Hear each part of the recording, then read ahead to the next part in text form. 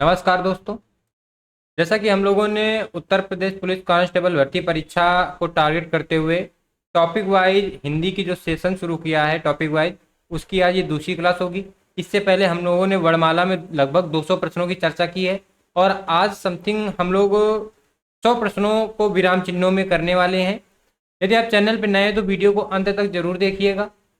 इससे क्या है कि आपको ये पता चल जाएगा कि आपने जो मॉक किया है उन मॉक में जो हम प्रश्न आपको करा रहे हैं ये प्रश्न टकराते हैं या इस प्रारूप में प्रश्न बनता है कि नहीं बनता। तो बिना देरी किए हम लोग चलते हैं सीधे प्रश्न की तरफ। आपके स्क्रीन में पहला प्रश्न दिख रहा है।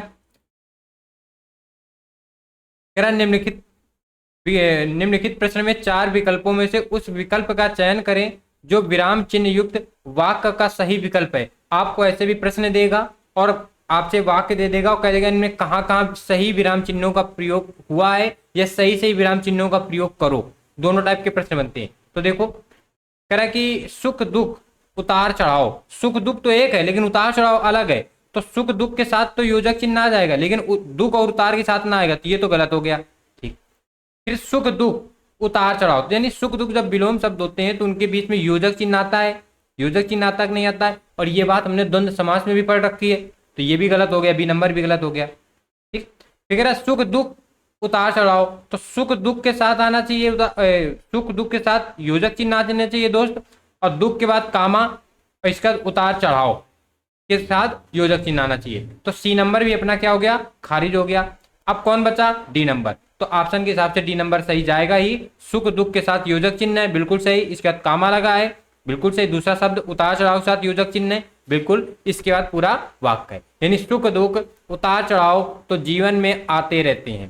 ठीक, नेक्स्ट प्रश्न, अगले प्रश्न की तरफ। निम्नलिखित प्रश्न में 4 विकल्पों में से उस विकल्प का चयन करें जो विराम चिन्ह युक्त वाक्य का सही विकल्प है। ठीक, तो कह रहा है काम वाली रोज आती है, काम करती है और चली जाती है। काम वाली रोज आती है, काम करती है और चली जाती है, यानी यहाँ पे ये अर्ध विराम ना आएगा, अल्प विराम का। काम वाली रोज आती है, काम करती है और चली जाती है, यानी जब आप वाक्य पढ़ रहे हो तो आप थोड़ा थोड़ा रुक रहे हो, तो यहाँ पे अल्प विराम ना आकर अर्ध विराम ना आकर अल्प विराम आएगा और दोनों जगह आएगा। ठीक, आगे चले हम लोग नेक्स्ट प्रश्न की तरफ। अगला पढ़े हम लोग। काम वाली रोज आती है, कामा लगना चाहिए, काम करती है और चली जाती है। काम करती है और चली जाती है के बीच में कामा ना लगेगा, क्योंकि इसके बाद और का प्रश्न शुरू हो रहा है, तो यहाँ पे कामा की गलती हो गई, तो पहला यहाँ गलत हो गया क्योंकि अर्ध विराम लगा है, अल्प विराम लगना चाहिए, और दूसरे में अल्प विराम लगा ही नहीं है, इस वजह से गलत हो गया। काम वाली रोज आती है, अल्प विराम, काम करती है और चली जाती है, यानी सी नंबर एकदम अपना करेक्ट है। अगर हम लोग पढ़े डी नंबर, काम वाली रोज आती है, काम करती है, काम करती है के बाद अल्प विराम ना आएगा, काम करती है के बाद चूंकि और से जुड़ रहा है तो कहते हैं राम श्याम और सीता, तो राम श्याम के साथ तो कामा आता है, श्याम और सीता के साथ कामा नहीं आता। राम श्याम और, चूंकि बीच में योजक चिन्ह और का आ गया। ठीक, तो डी नंबर भी अपना गलत हो गया। अगले प्रश्न पे चले। दिए गए वाक्य में उपयुक्त विराम चिन्ह का चयन करना है, यानी कौन सा विराम चिन्ह है जो उपयुक्त होगा। जो हमने पहले आपसे बताया कि आपको वाक्य दे देगा और कहेगा इसमें कौन सा वाक्य गलत है विराम चिन्ह के हिसाब से, सही विराम चिन्ह का प्रयोग होना चाहिए, और फिर आपको वाक्य दे देगा और कह देगा इसमें सही विराम चिन्ह का भी प्रयोग करो।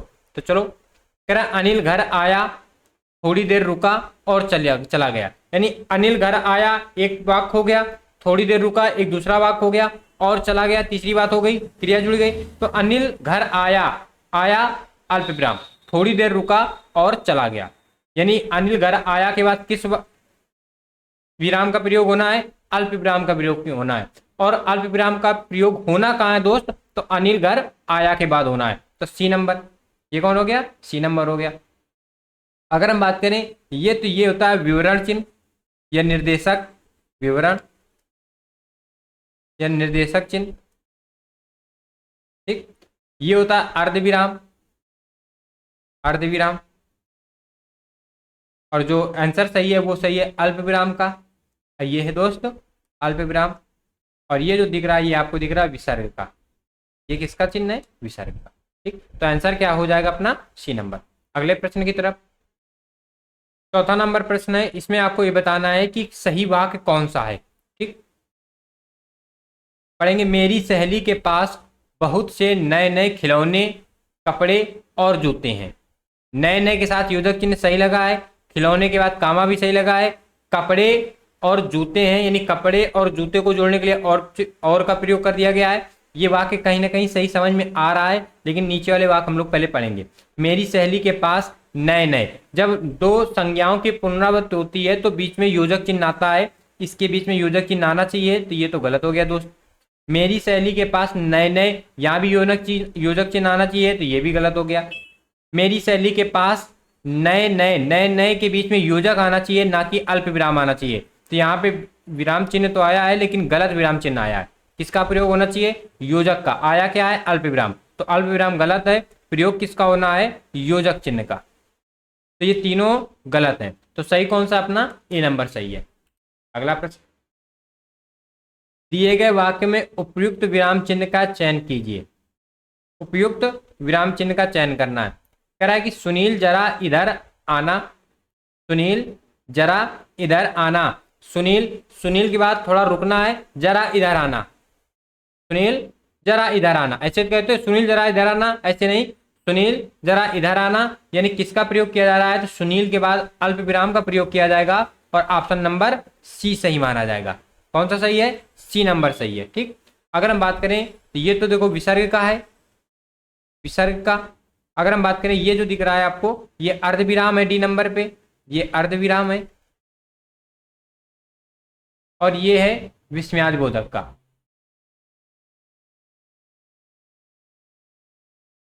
और ये जो ऑप्शन सही है वो है अल्प विराम का, अल्प विराम का। अगले प्रश्न पे चले।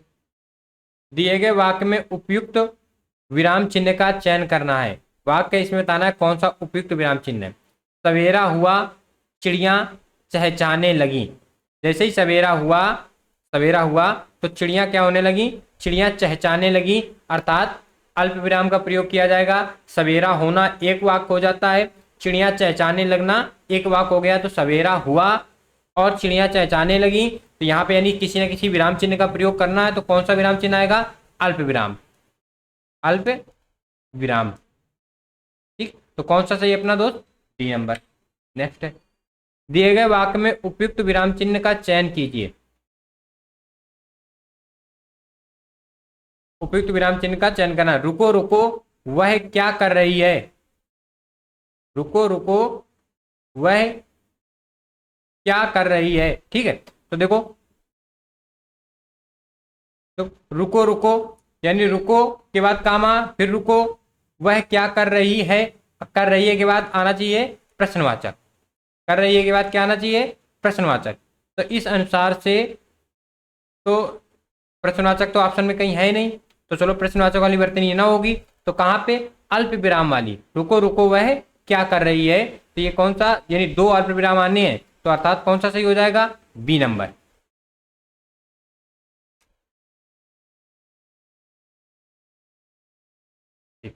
अगले प्रश्न पे, दिए गए वाक्य के लिए उचित विराम चिन्ह का चयन कीजिए। अनीता, मधु, पूनम और नीरू।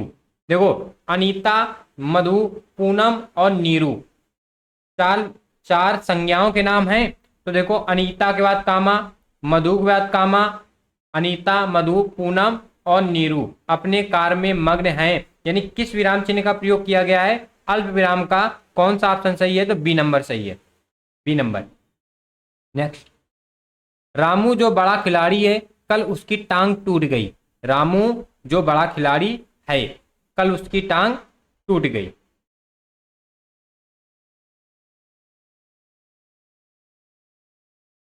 देखो, रामू, रामू को इंगित कर रहा था, नहीं, रामू, रामू, रामू के बाद अल्प विराम। रामू जो बड़ा खिलाड़ी है, कल उसकी टांग टूट गई। किस विराम चिन्ह का प्रयोग किया गया है? तो अल्प विराम चिन्ह का प्रयोग किया गया है। अगला प्रश्न, समानाधिकरण शब्दों के मध्य में किस विराम चिन्ह का प्रयोग किया जाता है? तो समानाधिकरण शब्दों के मध्य में किनका प्रयोग किया जाता है? अल्प विराम चिन्हों का प्रयोग किया जाता है। ठीक, अगले प्रश्न में चले हम लोग। अल्प विराम व अल्प विराम का प्रयोग इनमें से कहाँ किया जाता है? वाक्य के अंत में नहीं, कभी भी ऐसा भी नहीं कि वाक्य के प्रारंभ में, वाक्य के अंत में तो कभी भी नहीं होगा। वाक्य के शुरू में नहीं, वाक्य के मध्य में, जहां बहुत कम ठहराव हो, यही सही है। वाक्य के अंत में और जहां बहुत कम ठहराव होगा वहां किसका प्रयोग किया जाता है? अल्प विराम का। अगले प्रश्न पे चले हम लोग।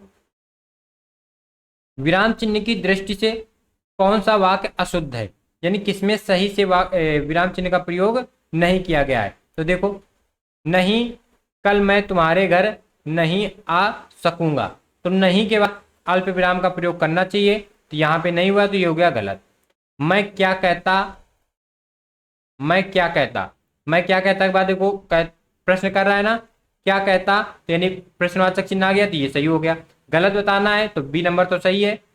महक, रागिनी, श्वेता, महक के बाद कामा, रागिनी के बाद कामा, श्वेता के बाद कामा, आदि भी आई हैं, ये सब अब गाना गाएंगी, तो ये भी सही है।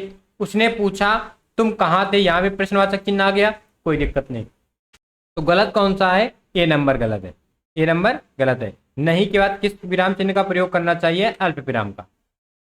उसने मुझसे कहा, जब आप डायरेक्ट इनडायरेक्ट पढ़ते हो तो कामा इन्वर्टेड कामा लगाते हो, कामा इन्वर्टेड कामा, तो उसने मुझसे कहा, कहा के बाद कामा आना चाहिए, इसके बाद इन्वर्टेड कामा शुरू हो गया, तो कामा की गलती है। और कामा को क्या कहते हैं? तो कामा को कहते हैं अल्प विराम। क्या कहते हैं? अल्प विराम।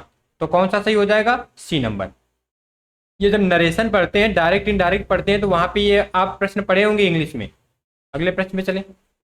हिंदी में अल्प विराम का चिन्ह कौन सा है? बताना है कि ऑप्शन के अनुसार कौन सा है। तो देखो, ए नंबर तो प्रश्नवाचक का है, प्रश्नवाचक।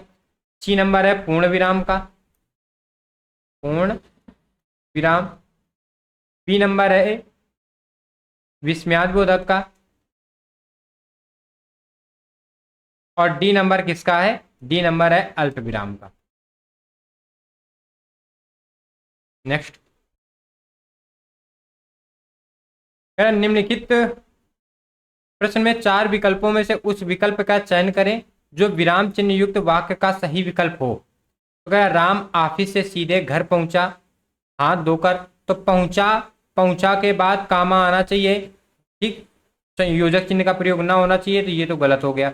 हमें बताना है शुद्ध वाक्य, ठीक। तो ये पहले तो गलत हो गया। राम ऑफिस से सीधे घर पहुंचा, अर्ध विराम ना होगा, अल्प विराम होगा। हाथ धोकर खाना खाया, फिर अर्ध विराम होगा, यानी ये भी गलत हो गया, ठीक। नेक्स्ट की बात करें अगर हम लोग, यानी राम ऑफिस से सीधे घर पहुंचा, अर्ध विराम, हाथ धोकर खाना खाया, अर्ध विराम, फिर खेल कर सो गया। इसमें देखेंगे विराम चिन्हों का प्रयोग सही हुआ है, लेकिन इसमें थोड़ा सा देखेंगे, हम चारों पढ़ ले पहले हम लोग। राम ऑफिस से सीधे घर पहुंचा, पहुंचा, इसके बाद वाक्य रुका, तो यहाँ पे किसी न किसी विराम चिन्ह का प्रयोग होना चाहिए, तो यहाँ पे नहीं है। राम ऑफिस से सीधे घर पहुंचा, यहाँ पे विसर्ग का प्रयोग होना तो संभव है ही नहीं, तो विसर्ग का प्रयोग या विराम का प्रयोग नहीं हुआ है, या गलत विराम का प्रयोग हुआ है। तो इस हिसाब से ए, बी, ए, सी और डी ये तो खारिज हो गए। सही कौन सा अपना बचा? तो बी। राम ऑफिस से सीधे घर पहुंचा, घर पहुंचने के बाद उसने कपड़े वपड़े उतारे होंगे, फिर हाथ धुले, यानी थोड़ा रुका, और जहां थोड़े समय के लिए रुका गया तो वहां होता है अर्ध विराम, अर्ध विराम, ठीक। अगले प्रश्न पे चले हम लोग। अर्ध विराम चिन्ह कहाँ लगता है? अर्ध विराम चिन्ह साइन क्या होता है अर्ध विराम चिन्ह का? तो ये होता है, याद रखना है, ठीक। कहाँ लगता है? तो देखो, उद्धरण चिन्ह के पहले, उद्धरण चिन्ह के पहले नहीं, जहां अल्प विराम की अपेक्षा थोड़ा कम रुकना हो, नहीं, अल्प विराम की अपेक्षा थोड़ा अधिक रुकना हो, तो ये भी गलत हो गया, ये भी गलत है। जहां कोई निर्देश देना हो, तो निर्देश देने के लिए तो ये होता है निर्देशक चिन्ह, तो ये भी गलत हो गया। जहां अल्प विराम की अपेक्षा थोड़ा अधिक रुकना हो, बिल्कुल सही है, वहां पे किसका प्रयोग किया जाता है? अर्ध विराम का। अगला प्रश्न, कोष्टक में दिए गए विराम चिन्ह, ये विराम चिन्ह है, और ये देखो कितनी बार आपके एग्जाम में पूछा गया, वीडियो में पूछा गया, यूपीएसआई में पूछा गया, 13 तारीख में, 2 तारीख में, 28 तारीख में, ठीक है, कई बार ये प्रश्न पूछा गया। तो अर्ध विराम का कौन सा होता है? तो अर्ध विराम का होता है डी नंबर। ये साइन किसका है? अर्ध विराम का। अल्प विराम का केवल सिंगल कामा। उद्धरण का, तो उद्धरण का इन्वर्टेड कामा, और कभी कभी inverted comma single inverted comma होता है, और कभी कभी डबल। निर्देशक का तो आपको पता है, ये वाला। नेक्स्ट, दिए गए वाक्य में उपयुक्त विराम चिन्ह का चयन कीजिए। कई सप्ताह से वर्षा होती ही जा रही है, अर्थात फसल नष्ट होकर रहेगी। अर्थात कई सप्ताह से वर्षा होती ही जा रही है, होती ही जा रही है, इसके बाद क्या है, अर्धविराम।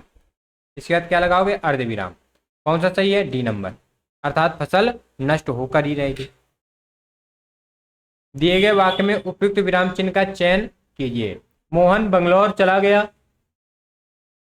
आप बेफिक्र रहें, तो मोहन बेंगलोर चला गया, मोहन बेंगलोर चला गया, और बहुत देर रुकने का मतलब कि काम वो बहुत पहले हो चुका।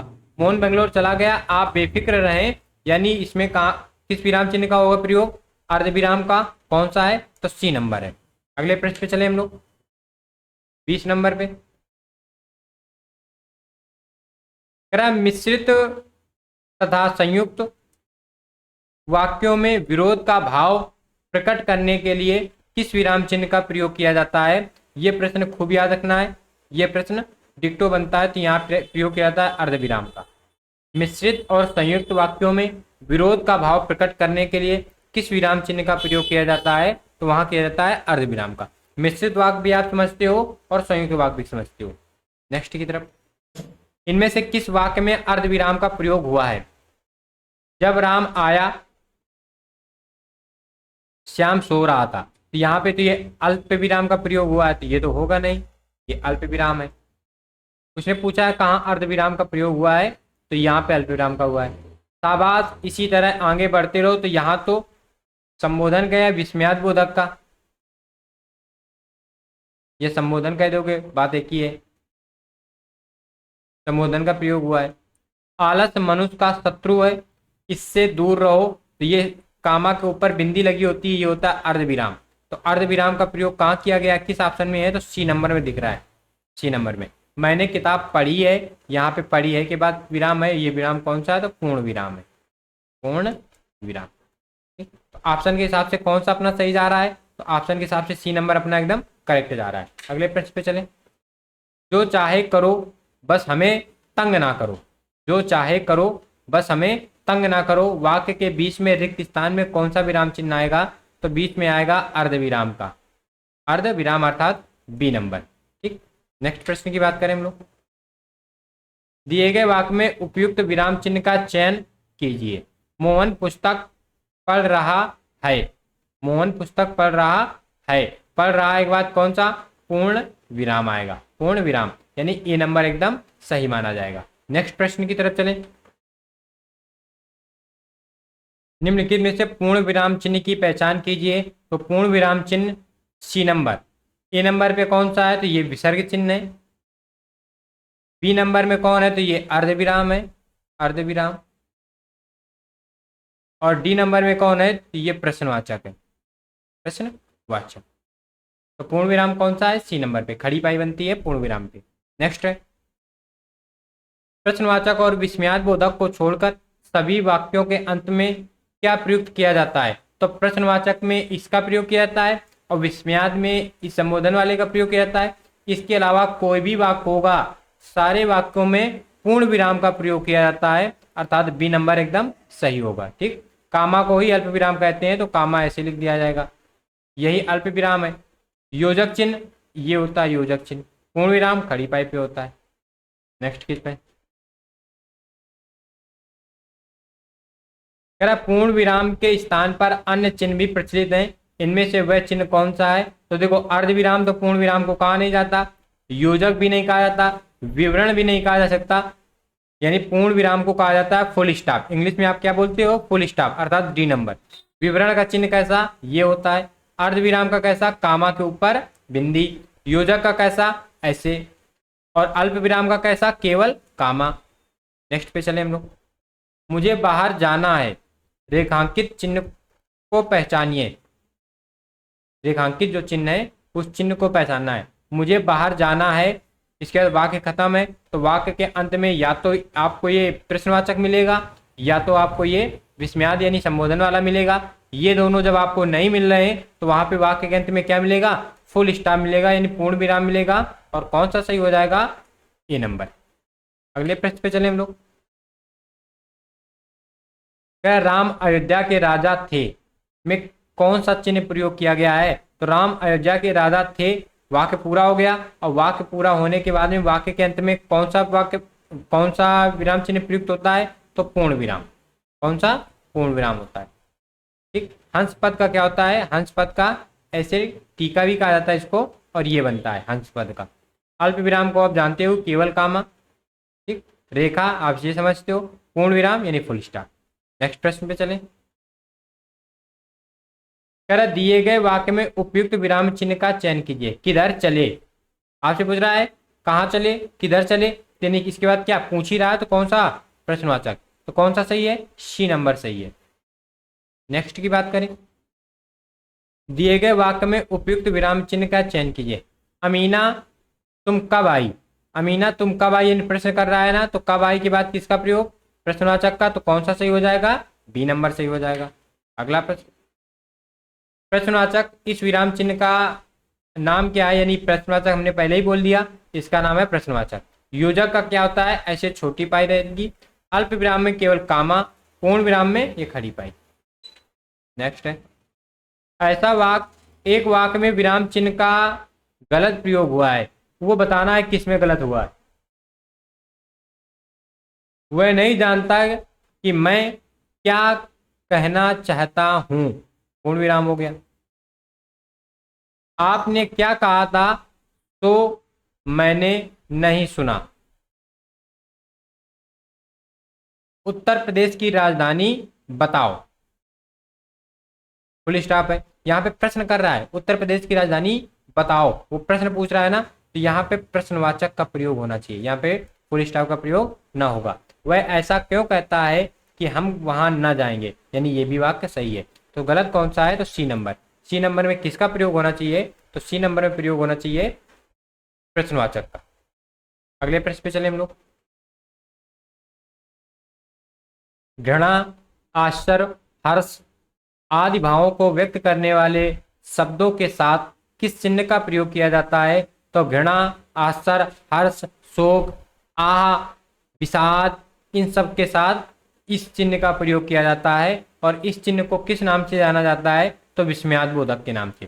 कोष्टक, कोष्टक चार प्रकार के होते हैं। एक होता है रेखी कोष्टक, एक छोटा कोष्टक, एक को आप मंझला कोष्टक बोलते हो, और एक को आपको बड़ा कोष्टक बोलते हो। उद्धरण, उद्धरण को इन्वर्टेड कामा वाले उद्धरण चिन्ह होते हैं। ठीक। अर्धविराम, अर्धविराम कामा के ऊपर बिंदी वाला अर्धविराम होता है। नेक्स्ट है,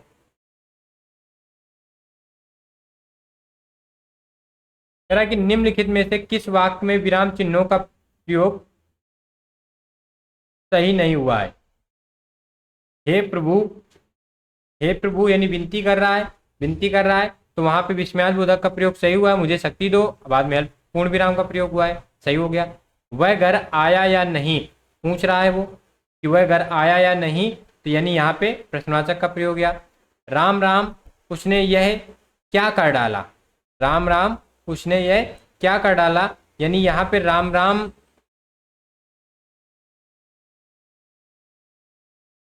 राम राम, और यहाँ पे राम राम ये संज्ञा की बात नहीं कह रहा है। अगर संज्ञा की बात होती राम, तो यहाँ पे योजक चिन्ह आ जाता, लेकिन राम राम यहाँ पे भाव की बात कर रहा है, यानी कोई ऐसी घटना हो गई है, दुर्दांत घटना, दयनीय घटना, निर्मम घटना कोई हो गई है जिसमें वो शोक व्यक्त कर रहा है। तो राम राम, राम राम जब शोक वाले शब्द हैं, तो शोक के साथ किसका चिन्ह आएगा? विस्मयादिबोधक का। तो सी नंबर पे विस्मयादिबोधक, यानी ये इसी पे विराम, गलत विराम चिन्हों का प्रयोग हुआ है। अगर संज्ञा होती, संज्ञा का रिपीटेशन होता, दो संज्ञाएं बार बार आती, तो फिर आप वहां पे योजक चिन्ह का प्रयोग करते हो, जैसे माता पिता, भाई बहन, सुख दुख। लेकिन जहां राम राम का अर्थ भाव है, और भाव को व्यक्त किया जाता है विस्मयादिबोधक वाले से। ठीक। डी नंबर पर दें, तुम समझते हो कि वह नीरा बालक है, परंतु वह अच्छे अच्छों के कान काटता, ये सही है। अगला प्रश्न, वाह तुम आ गए, वाह के बाद किसका प्रयोग होगा? विस्मयादिबोधक का, यानी बी नंबर। दिए गए वाक्य में उपयुक्त विराम चिन्ह का चयन कीजिए। दिए गए वाक्य में उपयुक्त विराम चिन्ह का चयन करना है। बच्चे शांतिपूर्वक बैठो, बच्चे बच्चों शांतिपूर्वक बैठो, हालांकि ये होना चाहिए बच्चों संबोधित कर रहा है, बच्चों शांतिपूर्वक बैठो। तो संबोधित करने में कौन सा आता है, तो ये विराम चिन्ह आता है, तो कौन सा सही हो जाएगा, बी नंबर। बच्चों शांतिपूर्वक बैठो, यानी वो क्या कर रहा है, संबोधित कर रहा है, और संबोधन में विस्मयादिबोधक का प्रयोग किया जाता है। निम्नलिखित प्रश्न में चार विकल्पों में से उस विकल्प का चयन करें जो विराम चिन्ह युक्त वाक्य का सही विकल्प हो। आह यह पीड़ा अब और सहन नहीं होती।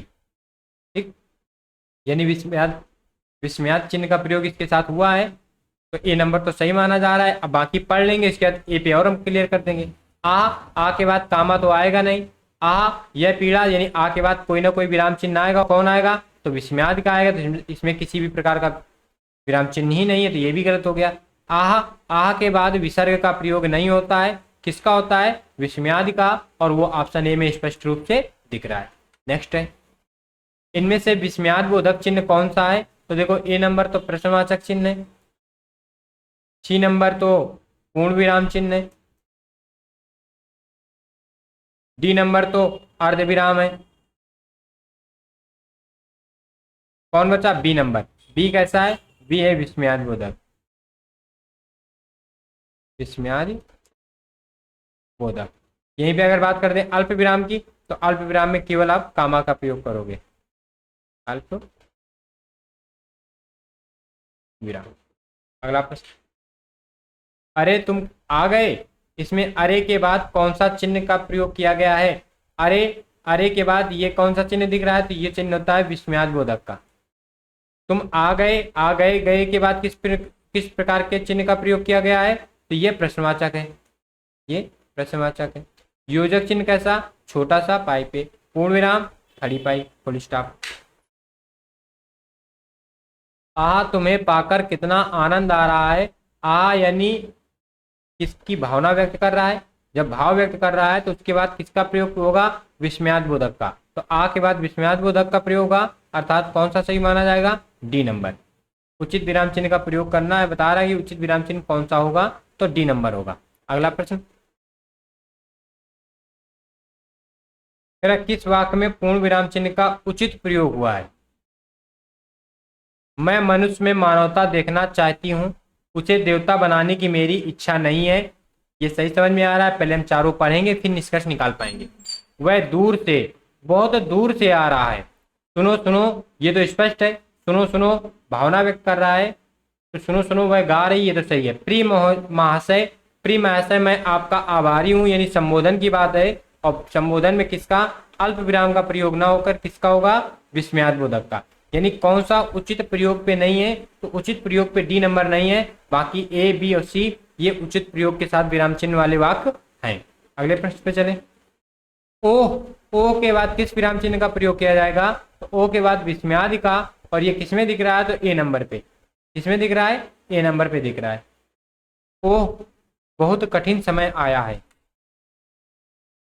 अरे वाह आपका आगमन तो आकस्मिक है, आपका आगमन आकस्मिक है, पूर्ण विराम हो गया, ठीक। अरे वाह कैसे हैं, ये संबोधन वाले हैं, और संबोधन वाले के साथ में विस्मयाद बोधक का प्रयोग किया जाता है, और वो कौन सा ऑप्शन हो जाएगा, ए नंबर हो जाएगा। अगला प्रश्न, मनोविकार सूचक शब्दों, मनोविकार सूचक शब्द समझते हो, आ ओ हाय, राम राम, हे प्रभु, हे महोदय, हे विप्र, हे वत्स, ऐसे जो संबोधित करने वाले होते हैं, मनोभावों को व्यक्त करने वाले होते हैं, उन्हें मनोविकार सूचक शब्द कहा जाता है। मनोविकार सूचक शब्दों, वाक्यांशों तथा वाक्यों के अंत में किस चिन्ह का प्रयोग होता है, तो वहां दोस्तों होता है विस्मयाद बोधक का। अगला प्रश्न, हे भगवान मेरी रक्षा करो, दिए गए विकल्पों में एक सही विकल्प का चयन कर रिक्त स्थान भरना है। हे भगवान, भगवान से विनती कर रहा है, यानी मनोभाव व्यक्त कर रहा है, तो यहाँ किस चिन्ह का प्रयोग किया जाएगा, इस चिन्ह का, और इस चिन्ह को कहते क्या है, तो विस्मयाद बोधक, यानी ए नंबर। अगला, विराम चिन्ह के प्रयोग की दृष्टि से अशुद्ध वाक्य बताना है। ठीक है, पूरे पहले हम लोग चारों पढ़ेंगे, जहां हमें सुधार करने की आवश्यकता होगी वहां पे सुधार करेंगे, तो पता चल जाएगा कौन अशुद्ध है।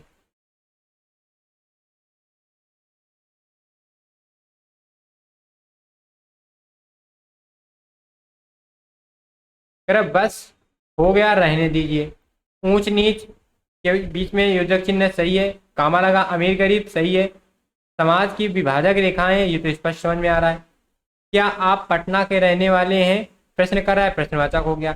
वह तुम्हारे क्या कहने बहुत ऊपर तक जाओगे, वह तुम्हारे क्या कहने बहुत ऊपर तक जाओगे। ठीक, तो वह के बाद एक्सक्लेमेटरी का प्रयोग किया गया है। ठीक है, तुम्हारे क्या कहने।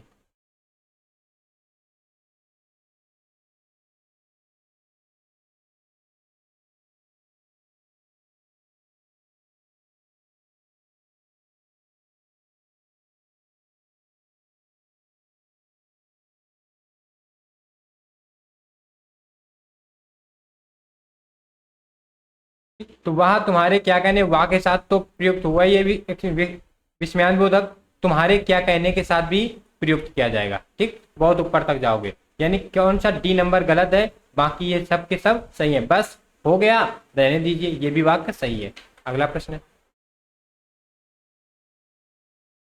है, आना जाना में अपेक्षित। आना जाना हमने कहा ना कि जब विलोम वाले शब्द होते हैं तो उनके बीच में कौन सा होता है, योजक चिन्ह होता है। तो योजक चिन्ह कौन सा हो गया, ये, यानी ए नंबर। अगला प्रश्न, निम्नलिखित प्रश्न में चार विकल्पों में से उस विकल्प का चयन करें जो विराम चिन्ह युक्त वाक्य का सही विकल्प है। ठीक, कह रहा वर्णों के आधार पर संधि के तीन भेद होते हैं, स्वर संधि, स्वर संधि के बाद कामा आना चाहिए, व्यंजन संधि और विसर्ग संधि, यानी ये वाक्य कैसा हो गया, अशुद्ध हो गया। कह रहा वर्ण के आधार पर संधि के तीन भेद होते हैं, स्वर संधि, व्यंजन संधि और विसर्ग संधि, यानी यही वाक्य कैसा हो गया, सही हो गया। ठीक, अगले प्रश्न पे चले हम लोग।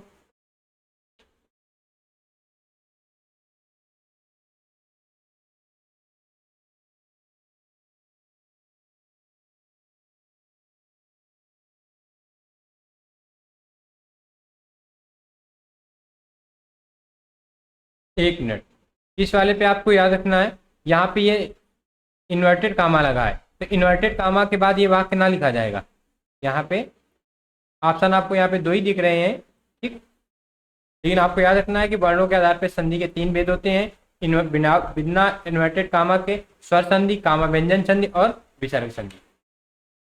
दिए गए वाक्य में उपयुक्त विराम चिन्ह का चयन कीजिए। उपयुक्त विराम चिन्ह बताना है। जून जुलाई में यहाँ बहुत बारिश होती है, तो जून और जुलाई के बीच में कौन सा योजक चिन्ह आ जाएगा, अर्थात डी नंबर एकदम सही माना जाएगा। अगला प्रश्न, निम्नलिखित विराम चिन्हों में कौन सा विवरण चिन्ह है। तो हमने आपको बताया था विवरण चिन्ह ए नंबर। ठीक, नेक्स्ट, दिए गए वाक्य में उपयुक्त विराम चिन्ह का चयन कीजिए। एक दुबला पतला व्यक्ति द्वार पर, दुबला पतला व्यक्ति द्वार पर खड़ा है। ठीक, तो दुबले और पतले के बीच में किसका प्रयोग कर दोगे, तो दुबले और पतले के भी बीच में योजक चिन्ह का प्रयोग कर दिया जाएगा। तो कौन सा सही हो जाएगा, सी नंबर। अगला प्रश्न, दिए गए वाक्य में उपयुक्त विराम चिन्ह का प्रयोग कीजिए। सर्वनाम के प्रमुख पांच भेद हैं, सर्वनाम के प्रमुख पांच भेद हैं, और जब पांच भेद हैं, अब हैं के बाद वो पांच भेद बताने होते हैं कि वो पांच भेद कौन कौन से हैं सर्वनाम के। हालांकि पांच सर्वनाम के छह भेद हैं, सर्वनाम के छह भेद हैं, तो उन छह भेदों का जब उल्लेख किया जाता है तो विवरण कर रहे हैं ना हम, तो कौन सा विवरण चिन्ह। यहाँ पे आप फुल स्टॉप ना लगाओगे, अब वो हमें भेद बताने हैं, वो भेद बताने हैं, यानी बी नंबर। जब किसी पद की व्याख्या करनी होती है, वही बात आ गया पिछले वाले प्रश्न का, जब किसी पद की व्याख्या करनी होती है या उसके संबंध में विस्तार से कुछ कहना हो तो इनमें से किस विराम चिन्ह का प्रयोग किया जाता है, तो विवरण चिन्ह का प्रयोग किया जाता है, यानी डी नंबर का। निम्नलिखित में से योजक चिन्ह कौन सा है, तो योजक चिन्ह होता है ये बी वाला, यानी छोटा वाला बी नंबर योजक चिन्ह माना जाता है। अगला, दिए गए शब्दों के बीच प्रयोग किए जाने वाले चिन्हों को क्या कहा जाता है। दो शब्दों के बीच प्रयोग किए जाने वाले शब्दों को चिन्हों को योजक चिन्ह कहा जाता है। जैसे अभी देखा सुख दुख, माता पिता, भाई बहन के बीच में योजक चिन्ह, तो डी नंबर। अगला प्रश्न, दो समानार्थी शब्दों की पुनरुक्ति, दो समानार्थी शब्द हैं जैसे आना जाना, समानार्थी शब्दों में अगर हम बात करते हैं कि जैसे एक शब्द चलता है कपड़ा लत्ता, तो कपड़ा और लत्ता समानार्थी शब्द तो है। धन दौलत, धन और दौलत समानार्थी शब्द तो है, धन भी है दौलत भी है, यानी इनके बीच में किसका प्रयोग किया जाता है, तो सी नंबर का यानी योजक चिन्ह का। माता पिता दोनों प्रसन्न थे, इस वाक्य में माता पिता के बीच में योजक चिन्ह आया है, योजक चिन्ह। वो यही प्रश्न पूछ रहा है कि इनके बीच में कौन सा विराम चिन्ह है, तो सी नंबर यानी योजक विराम चिन्ह है। किसी की कही हुई बात को स्पष्ट करने के लिए वाक्य के अंत में किस चिन्ह का उपयोग करते हैं। किसी की कही हुई बात को स्पष्ट करने के लिए वहां पे प्रयोग किया जाता है विवरण चिन्ह का, यानी उस बात को हम क्या कर रहे हैं, स्पष्ट कर रहे हैं, विवरित कर रहे हैं, यानी डी नंबर। अगला प्रश्न, दो विपरीतार्थ शब्दों के बीच में दो विलोम वालों के, जैसे माता पिता, लाभ हानि, सुख दुख विलोम है, इनके बीच में किसका प्रयोग किया जाता है, तो योजक चिन्ह का प्रयोग किया जाता है। अगला प्रश्न,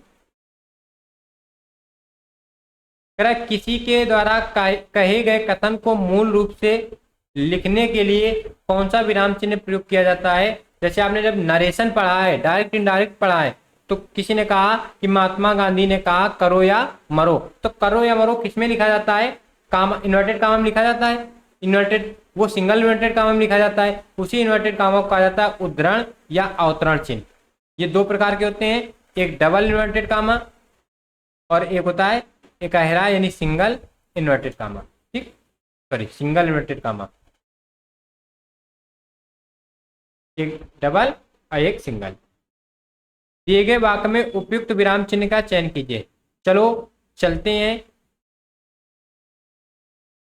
चलो चलते हैं, मैंने कहा, ठीक है, चलो चलते हैं मैंने कहा, तो मैंने क्या कहा, चलो चलते हैं। जैसे उसमें चलता है ना नरेशन में, I told comma inverted comma, फिर पूरा वाक्य चलता है, तो मैंने कहा, मैंने क्या कहा, चलो चलते हैं, तो चलो चलते हैं किसके बीच में आएगा, इन्वर्टेड कामा के बीच में आएगा, और यानी कौन सा प्रयोग किया जाएगा, बी नंबर वाक्य का सही ऑप्शन माना जाएगा। ठीक, अगले प्रश्न पे चले हम लोग। किसी अक्षर या शब्द पर विशेष बल देने के लिए किस चिन्ह का प्रयोग किया जाता है। किसी अक्षर या शब्द पर जब विशेष बल दिया जाता है तो वहां पे एकहरा उद्धरण चिन्ह का प्रयोग किया जाता है। याद रखना कि महात्मा गांधी ने कहा करो या मरो, यानी किसी अक्षर या एक शब्द पे वो पूरा शब्द करो या मरो पे जोड़ दिया गया तो वो एकहरा, यानी किसी द्वारा कहा गया कोई कथन कोई नारा वो एकहरा पे होगा। और जो बातें यूनिवर्सल होती है, जैसे सूर्य पूरब से निकलता है तो द टीचर सेड ऐसे करके बोला जाता है, कामा इन्वर्टेड कामा डबल वाला लगता है, तो वहां पे दोहरा इन्वर्टेड कामा लगेगा। अगला प्रश्न, नेताजी ने कहा था तुम मुझे खून दो मैं तुम्हें आजादी दूंगा, इस वाक्य में कौन सा चिन्ह लगा है, तो इस वाक्य में लगा है उद्धरण चिन्ह, 3 नंबर। विराम चिन्हों की दृष्टि से कौन सा वाक्य शुद्ध है।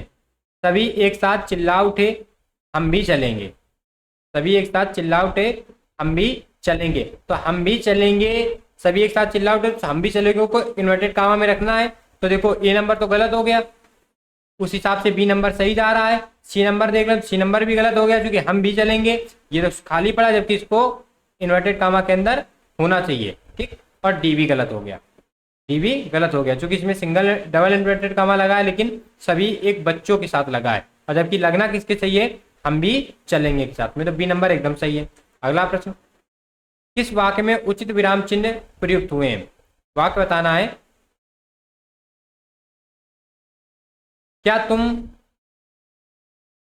कल मुझसे मिल सकोगे, क्या तुम कल मुझसे मिल सकोगे, यहाँ तो प्रश्नवाचक होना चाहिए तो इसमें तो प्रयोग हुआ ही नहीं है। ठीक, आगे बात करें हम लोग।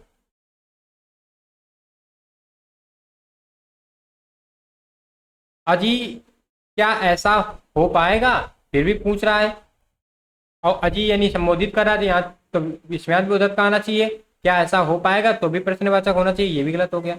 मैंने पूछा, मैंने पूछा क्या बात है, मैंने पूछा क्या बात है, यानी उस बात को उसने किसने डबल इन्वर्टेड कामा में लिख दिया है और वाक्य के अंत में क्या लगाया प्रश्नवाचक, तो इस हिसाब से सी नंबर सही माना जाएगा। वो कितनी गर्मी है, तो कितनी गर्मी है तो बता थोड़ी ना रहा है, प्रश्न थोड़ी पूछ रहा है, वो बता रहा है तो यहाँ प्रश्नवाचक आना ही ना चाहिए, तो डी नंबर इस हिसाब से गलत हो गया। ठीक, तो कौन सा सही है दोस्तों, सी नंबर। अगला प्रश्न,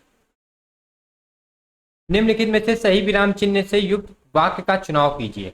सुनो सुनो, प्रश्न रिपीट हुआ था, प्रश्न रिपीट हुआ था। सुनो सुनो के साथ में क्या आएगा? एक्सक्लामेटरी। ये तो गलत हो गया। राम लक्ष्मण और शत्रुघ्न, राम लक्ष्मण और शत्रुघ्न नहीं, राम के बाद कामा, लक्ष्मण के बाद एक्सक्लामेटरी नहीं, और शत्रुघ्न, ये वाक्य से सही लिखा था। राम ऐसे लिखा जाएगा, राम कामा लक्ष्मण और अब लिखा जाएगा शत्रुघ्न पधारे हैं। राम नरेश गोबर गणेश, राम नरेश गोबर गणेश, तो राम नरेश के बाद कामा आना चाहिए। एक बार वाक्य पढ़ लें। निम्नलिखित में से सही विराम चिन्ह से युक्त वाक्य का चुनाव करना है। कौन सा सही विराम चिन्ह से युक्त वाक्य है? ठीक, तो देखो, राम नरेश के बाद कामा आना चाहिए, कोई बात नहीं। क्या आप हरिद्वार से आ रहे हैं? यहाँ पे भी प्रयोग नहीं हुआ है, यहाँ पे क्वेश्चन मार्क का प्रयोग होना चाहिए।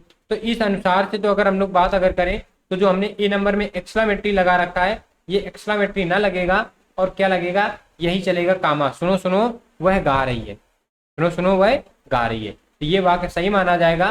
ठीक, बाकी ये इनमें ज्यादा सुधार की आवश्यकता थी तो वो ज्यादा सुधार किए गए। अगला, हंस पद विराम चिन्ह कौन सा है? तो हंस पद विराम चिन्ह कहलाता है डी नंबर। बी नंबर है विस्मयादि बोधक का, विस्मयादि बोधक का है। ठीक है, ये इज लेस देन का है, यानी छोटे, इज लेस देन यानी छोटा है, और ये वाला C number is greater than. अगला प्रश्न, दिए गए वाक्य में उपयुक्त विराम चिन्ह का चयन कीजिए। निरंतर लगातार व्यायाम करते रहने से देह स्वस्थ रहता है। निरंतर लगातार विराम करने रहने से देह क्या रहता है? स्वस्थ रहता है। तो इसमें किस वाक्य का प्रयोग किया जाना चाहिए? तो निरंतर और लगातार बात एक ही है, निरंतर या लगातार बात एक ही है ना। तो निरंतर की व्याख्या के लिए जब हम लोग कोई शब्द ऐसा लिखते हैं तो उसको कोष्टक में लिख देते हैं, लेकिन निरंतर का अर्थ लगातार ही है, तो लगातार बताने के लिए हमने उसको कोष्टक दे दिया। तो कौन सा? C number. अगला प्रश्न,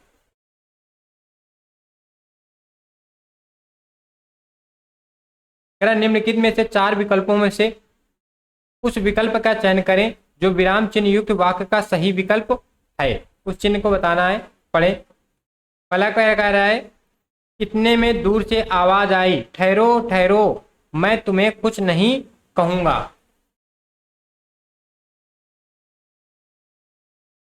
ठहरो ठहरो मैं तुम्हें कुछ नहीं कहूंगा। ठीक, तो देखो संबोधित कर रहा है ना, दूर से किसी ने कहा, संबोधित करने के लिए कहा है, तो इसको थोड़ा सा देखेंगे, क्योंकि ठहरो ठहरो के बीच में संज्ञाएं होती, संज्ञा तो योजक चिन्ह आ जाता, तो ठहरो के साथ में योजक चिन्ह तो आएगा ना। तो इसको थोड़ा सा देखेंगे, पहले पढ़ेंगे फिर एक्सप्लेन करेंगे। इतने में दूर से आवाज आई, ठहरो ठहरो, ये तो बिल्कुल गलत हो गया, क्योंकि कोई ना कोई विराम चिन्ह आना चाहिए। इतने में दूर से आवाज आई, आई के बाद में योजक चिन्ह आने का कोई सवाल ही नहीं पैदा होता। नेक्स्ट पढ़ेंगे, इतने में दूर से आवाज आई, कामा, अब डबल इन्वर्टेड कामा चला चालू हो गया, ठहरो ठहरो मैं तुम्हें कुछ नहीं कहूंगा, यानी डी नंबर एकदम सही है, डी नंबर एकदम सही है। ठीक, अगला प्रश्न, निम्नलिखित प्रश्न में 4 विकल्पों में से उस विकल्प का चयन करें जो विराम चिन्ह युक्त वाक्य का सही विकल्प है, जिसमें सही विराम चिन्ह का प्रयोग किया गया है। तो वो प्रश्न, वो ऑप्शन है बी नंबर, अध्यापक चिल्लाते हुए निकल जाओ कक्षा से अभी।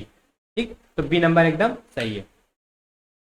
दिए गए वाक्य में उपयुक्त विराम चिन्ह का चयन करना है। ठीक है, और इस 71 नंबर को जो भी कैंडिडेट, जो भी दोस्त यहाँ तक करते करते आया है प्रश्नों को, वो इस प्रश्न का जवाब कमेंट बॉक्स में जरूर देगा। अब इसको छोड़ रहे हैं, इसको लास्ट में बताएंगे।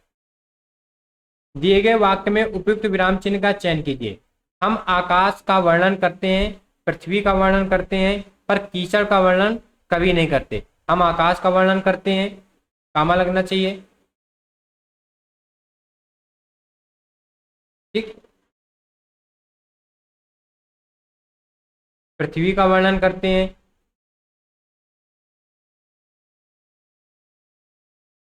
पृथ्वी का वर्णन करते हैं। ठीक है, पर कीचड़ का वर्णन कभी किसी ने किया है, यानी वो प्रश्न पूछ रहा है, तो कामा के साथ साथ, ये कामा इधर लगना चाहिए, कामा के साथ साथ प्रश्नवाचक आना चाहिए, यानी ए नंबर सही माना जाना चाहिए।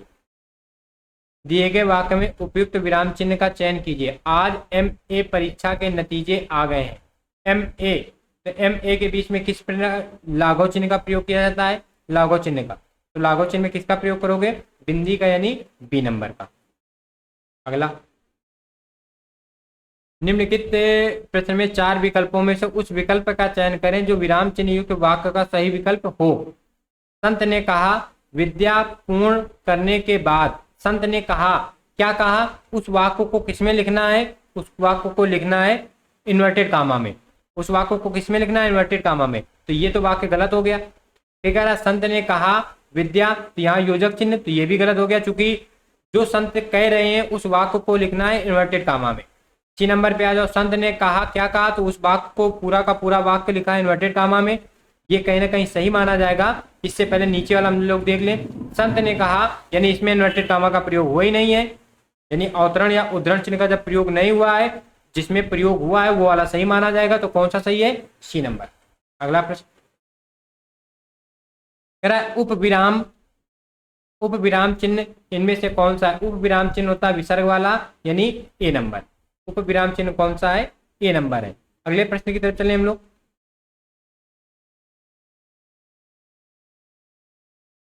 श्री कामता प्रसाद गुरु के अनुसार विराम चिन्हों की किस भाषा से लिया गया है? तो याद रखना, विराम चिन्हों को लिया गया है अंग्रेजी भाषा से, बी नंबर। और कामता प्रसाद गुरु के अनुसार विराम चिन्ह है कितने? तो दोस्त याद रखना 20 विराम चिन्ह है, 20।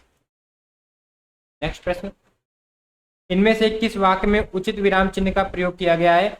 जब इंग्लिश के किसी शब्दों को संक्षिप्त रूप में लिखा जाता है तो उसके साथ लाघव चिन्ह का प्रयोग किया जाता है, लाघव। ठीक, अब देखो, M A B Ed, M A B Ed, M A ऐसे होना चाहिए, ए के बाद भी लाघव चिन्ह, बी एड ऐसे होना चाहिए। M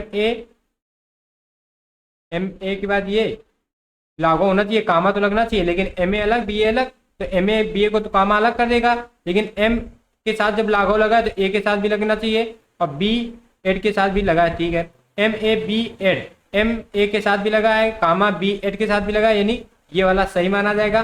M A B Ed, M A अलग है, बी एड अलग है, इन दोनों को अलग करने के लिए बीच में कामा आना चाहिए, तो ए के बाद कामा आना चाहिए, तो ये भी गलत है। सही कौन सा है? C number.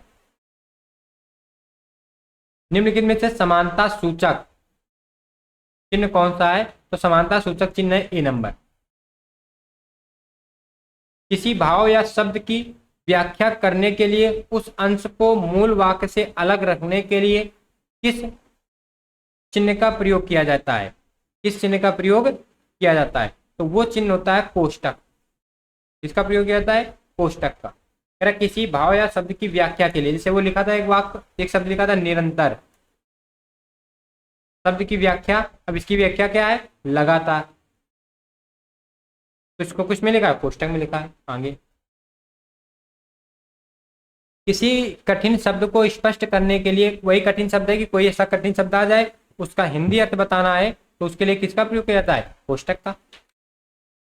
निम्न से विराम चिन्ह का प्रकार कौन सा नहीं है? कौन सा नहीं है? तो देखो, विवरण का होता है, ये लाघव होता है पॉइंट वाले। ठीक है, उपदेशक अभी तक नहीं देखा, निर्देशक का भी यही होता है, निर्देशक का ये वाला बड़ा कर देते हैं हम लोग। तो उपदेशक का अभी तक कोई चिन्ह नहीं मिलता। उपविराम का प्रयोग इनमें से किस वाक्य में हुआ है? उपविराम, और उपविराम का मतलब क्या होता है? ये वाले। ठीक, तो कह रहा है कि मिश्र बंधु 3 है, गणेश बिहारी, श्याम बिहारी, सुखदेव बिहारी। ठीक, तो इसमें तो योजक चिन्ह का प्रयोग हो गया, तो ये तो गलत हो गया। मिश्र बंधु 3 है, यहाँ पे उपविराम का प्रयोग हुआ है गणेश बिहारी, श्याम बिहारी और सुखदेव बिहारी। तो ये कहीं ना कहीं सही है, चूंकि यही पूछ रहा है उपविराम का। अगर हम 6 नंबर पढ़ेंगे तो 6 नंबर में अर्धविराम का प्रयोग हुआ है, अर्धविराम का, और डी नंबर पे तो विवरण का, डी नंबर पे विवरण का। अगला प्रश्न, रेखांकित ये जो कट्टे कट्टे बने हैं ये किसके सूचक माने जाते हैं? तो ये सूचक माने जाते हैं, ये होते हैं लोप सूचक, ए नंबर।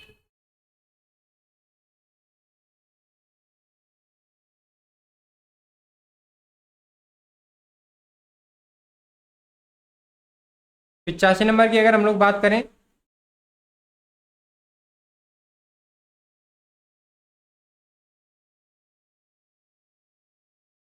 किस वाक्य में प्रश्न चिन्ह अपेक्षित है, यानी किसमें प्रश्न वाला लगाना है जिसमें वो प्रश्न पूछेगा। कोलकाता पश्चिम बंगाल की राजधानी है, यहाँ पे पूर्ण विराम की आवश्यकता है, यानी ये गलत हो गया।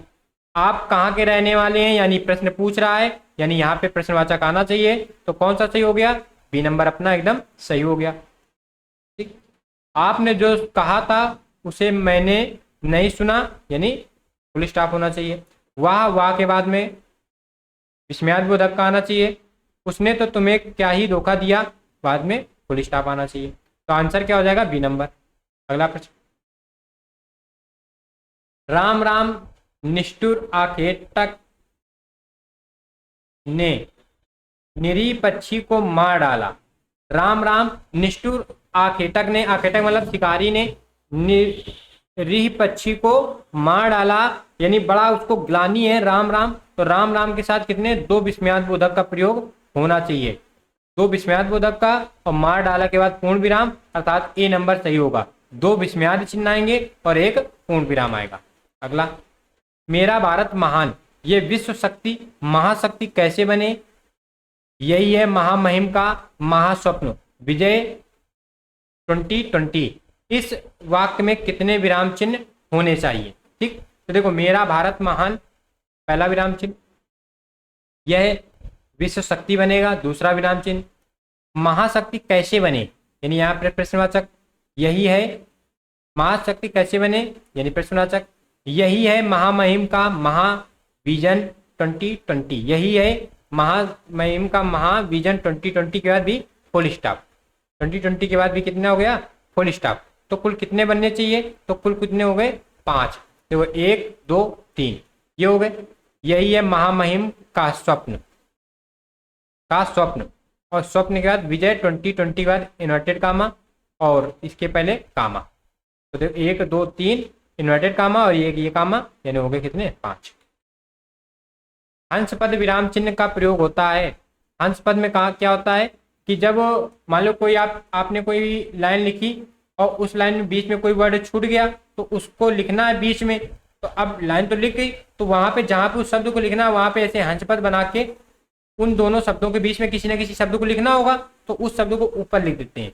तो क्या हो जाएगा, लिखने में अक्षर छूटने का संकेत देने के लिए हंसपद का प्रयोग किया जाता है, डी नंबर। अगला प्रश्न,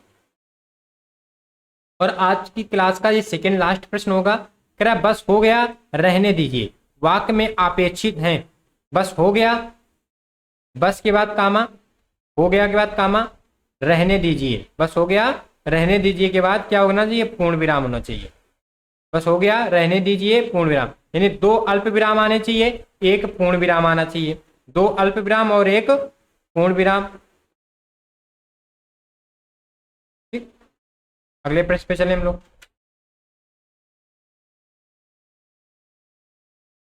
साकेत एक महाकाव्य है, साकेत एक महाकाव्य है में